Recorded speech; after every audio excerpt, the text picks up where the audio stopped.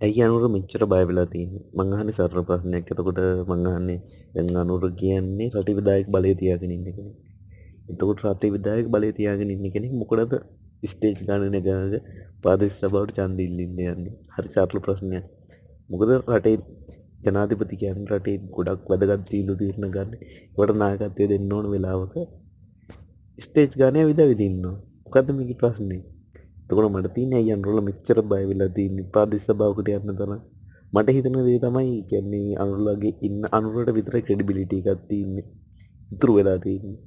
මොකද කියපු ගොඩාක් දේවල් දැන් වෙලා නැහැ. කියන්නේ ඔයාලට මතක නම් අනුරලා බලය දෙනකොට කියපු මං කියන්නේ ඉන්වෙස්ට්මන්ට් කියන්නේ රජයට අවශ්‍ය ඉන්වෙස්ට්මන්ට් කිසිවක් ලොකු ඉන්වෙස්ට්මන්ට් කියන්නේ පොඩි සූපීම් කෑලි නෙමෙයි. එනවා කියන ඒවා නෙමෙයි. එන්න ඕනේ ඒවා. අදිසියෙම එන්න ඕනෙම ඇවිල්ලා නෑ රටට.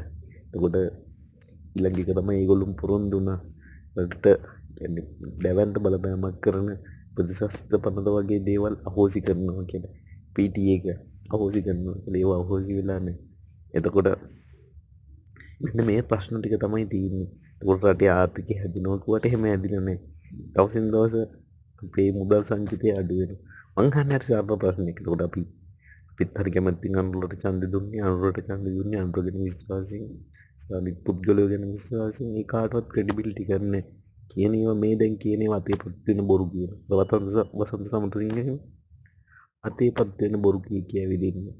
එතකොට මේකට මොකද කරන්නේ ඉතින් මං අහන්නේ ඇයි අනුරට ප්‍රාදේශ සභාවකට මිනිස්සුන්ට ඡන්දෙ ඉල්ලන තරම් ප්‍රාදේශ සභාවේ වැඩ ඡන්දෙ ඉල්ලන මිනිස්සුන්ට ඡන්දෙ දෙන්න කියලා ස්ටේජ් ගානේ යන්න වෙලා තියෙන්නේ. අපිට ඒගොල්ලන්ට ක්‍රෙඩිබිලිටි ගන්න නැද්ද? එයාලට කියලා ඡන්දෙ ඉල්ල ගන්න බැහැ. මේක ප්‍රශ්නේ. ඔයාලා මට උත්තර දෙන්න. එතකොට මට වෙන කාවත් ජනාධිපති කරවන්න උවමනාවක් නැහැ. හරි සරල ප්‍රශ්නයක් අහන්නේ. මොකද ඇයි අනුර බය වෙලා තියෙන්නේ? ඇයි අනුරට ස්ටේජ් ගානේ යන්න වෙලා තියෙන්නේ? එතකොට අපි මේකද බලාපොරොත්තු වෙන්නේ? ජනාධිපතිවරණයට ඡන්දෙ දීලා පාර්ලිමේන්තු මැතිවරණයට ඡන්දෙ දීලා එතකොට අපි ජනාධිපති කරලා එයා ජනාධිපති අපි පත් කරපු ජනාධිපති ප්‍රාදේශ සභාව ඡන්දෙට ස්ටේජ් ගානේ යනවා දකින්නද අපි ඡන්දෙ දුන්නේ. හරි සරල ප්‍රශ්නයක් අහන්නේ. ටිපර් පාක් කරනවා නම් පාක් කරන්න බයිනවා නම් බයින්න මේකට උත්තරේ දෙන්න. මං කියන්නේ ගොඩක් ඉන්නවනේ. තාමත් ඒ වෙනුවෙන් කතා කරන්නේ. ඇයි අනුර බය වෙලා? හරි සරල ප්‍රශ්නයක් උත්තර දෙන්න.